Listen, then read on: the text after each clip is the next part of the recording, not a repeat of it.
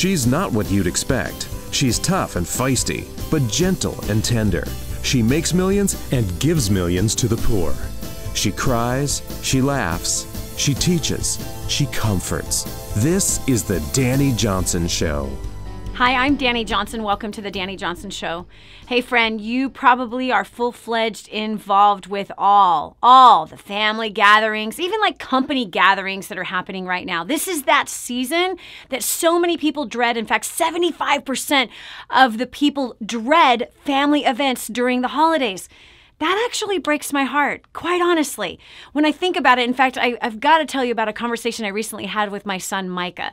Micah is a very rare young man. Of course, I'm his mom, so I think he's rare and he's amazing. But no, he really is, I promise. At 19, the level of maturity, the level of understanding, his understanding of people, he's quite an observer. He's quite the artist. He also is a composer of music. The list goes on of all the wonderful and amazing things that this young man can do.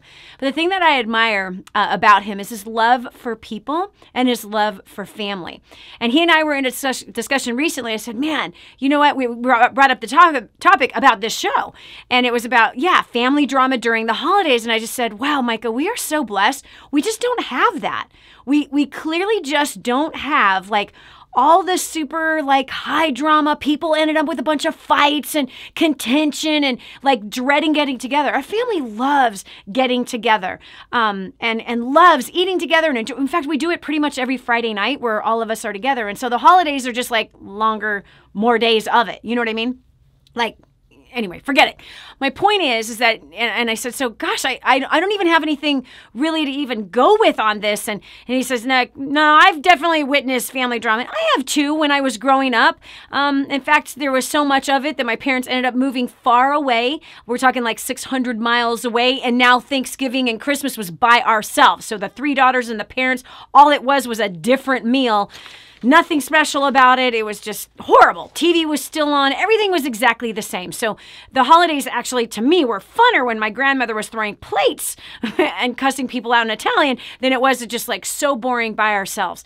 And so that seems to be what people do. They seem to avoid the family, and even some just I'm just not going. I don't want to go because all of the anxiety and all the stress that leads up to it. Listen, don't be like most people. Don't dread it. Have a strategy. Have a strategy when you're going to walk into these family gatherings. Have a different mindset, because I want to just kind of point out something to you. You see, if you and your siblings have had this sibling rivalry for all these years, and you're now 50 years old, and you guys are still fighting about what you fought about last year, and that's the same thing you fought about the year before, and it's the same thing you fought about the year before, and the year before, and the year before, and the year before. It's the same nonsense. You're going round and round and round. You might be 75 and the same stupid thing is happening. Don't continue on that path. Listen, all of that kind of fighting that does not get resolved is a lack of maturity. Now, I know there's a chance that right now you said, yeah, my sister needs to hear that. No, you needed to hear that. It's your lack of maturity. Now, I've been in family situations where, and again, and it hurts, that there's been gossip, right? Or there's this attitude, well, now that you're all successful, you guys don't come around very much anymore, which you could sit there and you can defend yourself, right? And say, what are you talking about? I'm here the same amount of time every year. We still are doing the same thing we've always done. But again, resentment can rise up inside of a family member. They can let something out of their mouth sideways, usually induced by what? Lack of sleep, lots of sugar, probably increased alcohol take, lots of food, totally engorged, certainly not working out, not on your best behavior, right? How can you turn this family situation that you're about to walk into that you might be dreading into something that's joyous, something that you can feel like you've accomplished something good in? Well, number one thing that you can do, instead of dreading it and instead of doing what a lot of people do is they avoid it, they make a plan from the beginning. It's we're out in an hour. We're out of here. We're getting out. We need to be done with this. So rather than having that mindset, why not? Put your accepting love on. Put the attitude of, I'm going to get to know my family member better. Because if they're gossiping behind your back, and by the way, I love when I encounter stuff like this. You have to imagine that me in my profession, there's people gossiping about me every day, saying stuff that is like outlandish and stuff that they've made up or something that somebody else made up that they're telling somebody else. And by the time the story continues on to another person, this thing is just completely blown out, and I hate Dani Johnson. That's happened to me so many times. It's like, get in line. There's a whole lot of people that have done that throughout my entire life. That ain't nothing new to me, but I'll tell you what, that's the stuff that used to bury me. That when a friend would betray, or at least that was my perception of them. When a friend, in fact, I do have one that has done this several times. In fact, so much so that my husband actually put his foot down years ago and said, you will not talk about me, you will not talk about my family like this ever again. There's no need for you to be coming here. Why? Because it was abusive. It was manipulative. And he laid down the line. You will not treat our family like this, as well as our staff, because there was something that had happened with our staff. And so he just put the foot down. Like, this is a boundary line. When you want to be civil, when you want to be honorable, when you want to be able to talk things out, that if you've got a concern, you come to us and we can talk it through and talk about it to see if there's any misconception, misunderstanding, or if there's something that we need to ask for forgiveness for. But this particular person has chosen not ever to confront an issue, ever, but instead buy into gossip and then get offended on the gossip and then cut things off or be cut off. I'm telling you right now, this is a sign of a lack of maturity. And this boils down to you. So if you're the person who's wanting to run away, you're the person that's setting your clock going, okay, we're in here for 1 hour only. We're getting out before Uncle George drinks too much. We're getting out before the games get brought out. We're getting out before the side comments start happening. Kind of like this. Let me read this to you. We had somebody write this for us where we asked the question, like, have you ever experienced family drama during the holidays? And she says, yes, I have. Being married to a different race comments have always been made about me. For example, guess what? I made soul food today, Terry. She says, okay, but I'm Spanish. I don't make or eat soul food.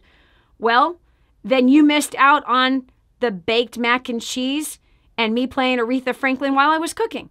Let's just say I no longer attend family gatherings. Problem solved. The problem isn't solved, Terry. The problem isn't solved. There's resentment and bitterness inside of your heart, and there's a lack of maturity to understand that everyone has a different perception. Everyone sees things from a different place.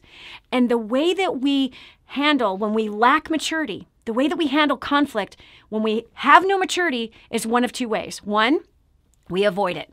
We avoid the conflict. That's a lack of maturity. You cannot avoid conflict. Conflict is actually what brings intimacy in every relationship. Conflict is actually what brings a deeper understanding of each other, and most importantly, a deeper understanding of ourselves. So avoiding conflict keeps us in the seventh grade, because seventh graders avoid conflict. Seventh graders, think about this, 12-year-olds avoid conflict. How do they avoid the conflict? They gossip behind each other's backs instead.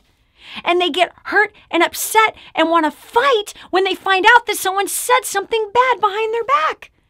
That is literally 12-year-old status.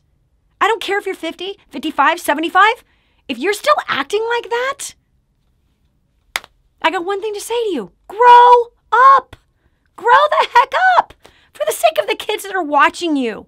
Grow up. For the sake of everything that is holy, grow up. For the sake of love, for the sake of family, grow up. So here's another thing that a 12-year-old does. If they avoid conflict, that's one picture. But here's another thing they do. They give side remarks. Yeah, they don't confront the issue, but they'll say things like what you just heard here. Oh, well, I made soul food the other day. A nice little side remark. Well, this particular woman, obviously, she says she's a different race than the family, than her husband's family is. So she takes offense that that comment is directed towards her. Okay, well, let's say that it was directed towards her.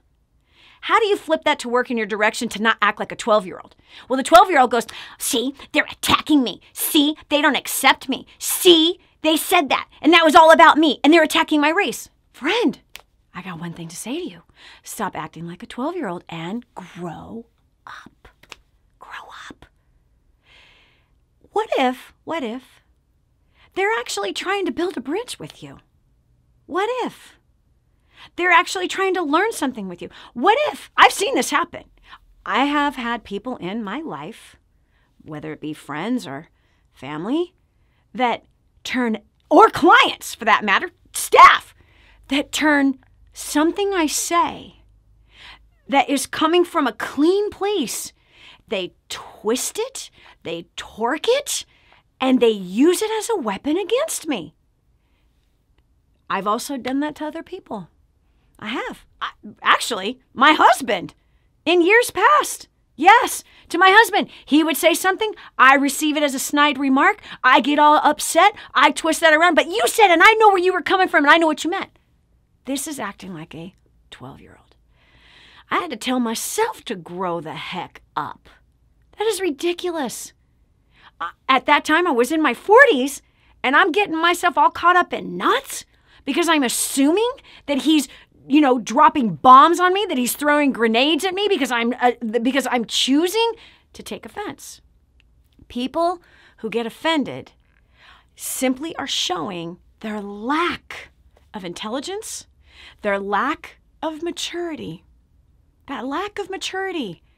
You're acting like a 12-year-old if you are looking to get offended by the family during the holidays or looking to get offended by anyone at any time. So let's not go the way of the 12-year-old who's going to avoid the conflict and gossip behind somebody else's back. Let's not be the 12-year-old that when the gossip then comes around, they get all upset and mad and freak out and stomp, and then they want to fight. Why don't we act like an adult? Especially for those of us, which I have to tell you, that's the majority of who I'm around, and yet they still make the choice to not walk in maturity, but instead, they walk in rejection. They walk in hurt. They walk in hate, keeping records of wrong. This always happens. This happened last year. It happened the year before. You're always this way to me. Lack of maturity. So what's something you can do? What you can do, my friend, is you can do this. You can choose love. Love is not provoked. Love is not provoked. But love will lean its ear in to gain understanding. Love will choose to forgive before they ever step foot in that house where the family is going to be gathering. Fully release and make time to invest in the one they think likes them the least, the one they have the most conflict with. And that'll be the one that you build the most intimacy with. Here's another thing. If you are that person that you get offended because all you've done for that person, after everything I've bought them, after every door I've opened for them, after all the help that I have given them, and this is how they treat me, wow. You just showed yourself to be a manipulator. You weren't giving, you were looking to receive. Giving doesn't look to receive. Giving gives with no strings attached and no expectations. So here's what you need to check. Check your heart. Are you somebody that gets offended because of all that you've done for somebody? Have you been somebody who's trying to buy people's love and acceptance, even try to buy their forgiveness by all you've done for them? And then when they have a moment of weakness, you rise up like a lion, attack, or cut somebody off? Take sides? Grow up. Grow the heck up. Stop manipulating through your good deeds. Stop manipulating through your love, your so-called love, because that's not love. That's actually hate disguised as love. That's self-righteousness, straight up pride. Love, love. Love keeps no record of wrong. And love also doesn't keep necessarily a record of what's owed. You feel like some family members owe you something? It's time for a heart check. You feel like you've done everything you can? If you feel like you've done everything you can, you haven't. Choose love. Because love, according to the Bible, says we're supposed to give 70 times 7. That's a lot of times. That's a lot of times. Love does not boast. Love chooses kindness, chooses grace. But I would choose to get on offense instead of be on defense this holiday season.